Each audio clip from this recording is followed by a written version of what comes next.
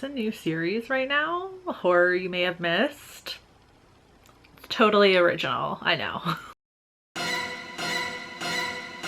Hey there, creepy peeps. My name is Nightmare Maven. Welcome back to my channel. Today we're going to be talking about another new horror movie that came out earlier this year that maybe you missed, and it also has Alone in the title, which is a bit weird.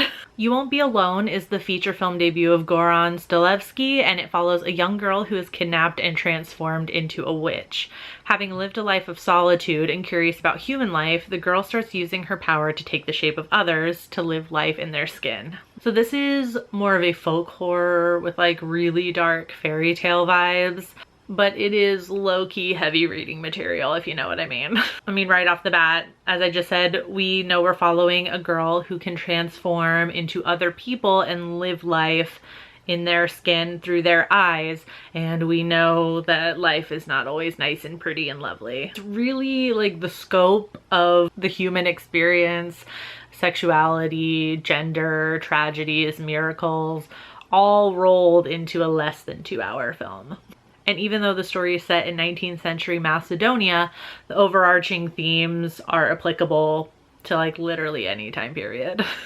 Our main character, Navina, is mute, but we hear her thoughts and musings as a sort of narration throughout the movie. And it's almost like Navina is an alien sent to study humans. It's definitely an interesting concept that threw me for the biggest loop. I know it's kind of like a common joke, like what if aliens could see us, or they're watching us and they're seeing the way we act and treat each other and all the weird shit we do. The movie really feels like a dramatization of that scenario. And it's not like we necessarily need this movie to be shown that humans are fucking weird. When you think about it, like really think about it and see it from an outsider's perspective, it's really interesting.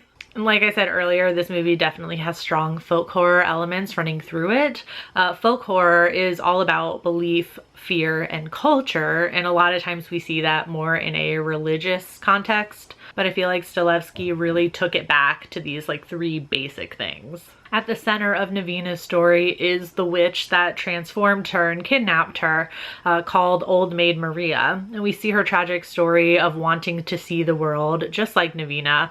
So she made a deal with another witch for a husband. Maria gets this, but it turns out to be a trap and she is burned at the stake. Don't kill her, and she's left jaded by the cruel world, covered in burn scars. And she's immediately at odds with Navina, who is more kind of like in a wondrous state of the world that she's just experiencing for the first time, and she doesn't really take to Maria's very harsh lessons on life. Maria is the more like stay in isolation, do what we need to do to survive type, and Navina is willing to throw herself into humanity despite the hardships and tragedies that occur. Because of Maria's past, her beliefs on like how the world works has caused a fear response in her and has made her cold and vicious. This is also due in part to the beliefs and superstitions of everyday people that are living in the villages also. The villagers know about Maria's kind, and Maria is convinced that Navina will eventually be found out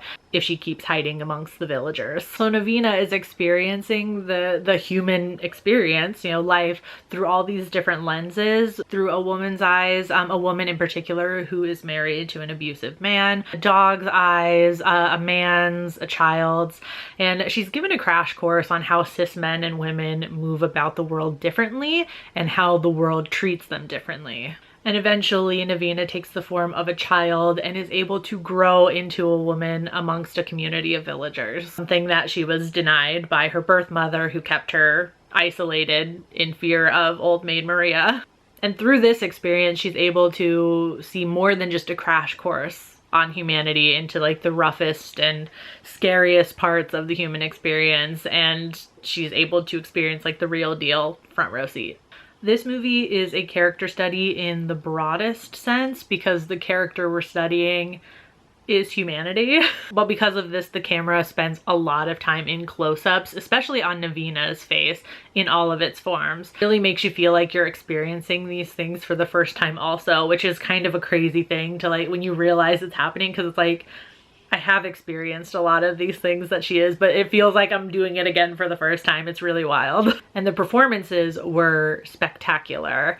I loved seeing the different actors take on the role of Navina playing their character.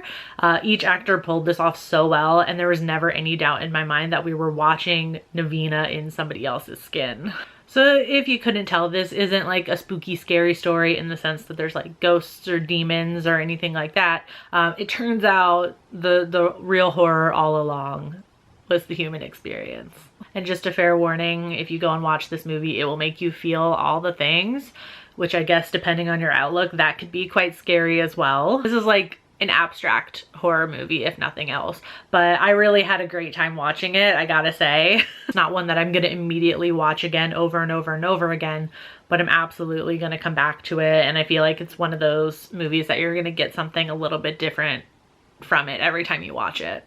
Anything I talked about in this video sounds appealing to you, definitely check out You Won't Be Alone. Seen it already, let me know in the comments what you thought about it. And again, if there's any horror movies that came out this year that you feel like nobody's talking about or people may have missed, let me know and I will cover them in a future video, hopefully. I hope you liked this video though. If you did, give it a thumbs up. It really helps me out. You can subscribe, become a Creepy Peep today. I post 2 new videos every week. I do collabs and live streams all throughout the month also. So it's a great time to be a Creepy Peep. Just subscribe, it's free. I will see you very soon with a new video. Until then, stay strange.